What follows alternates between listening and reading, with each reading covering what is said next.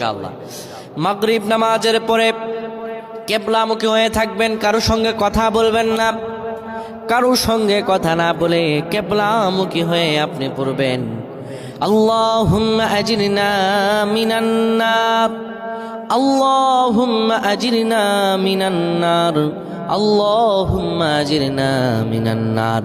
যদি এটি আপনি মাগরিব নামাজের পরে কারো সঙ্গে কথা না বলে পড়ে 7 বার পরে দুটি হাত তুলে আল্লাহর কাছে দোয়া করেন, আল্লাহ জাহান্নামের আগুন থেকেও বাঁচাবেন এবং আল্লাহ আপনার সব দোয়াগুলো কবুল আর মঞ্জুর করে নেবেন। আল্লাহুম্মা আমিন।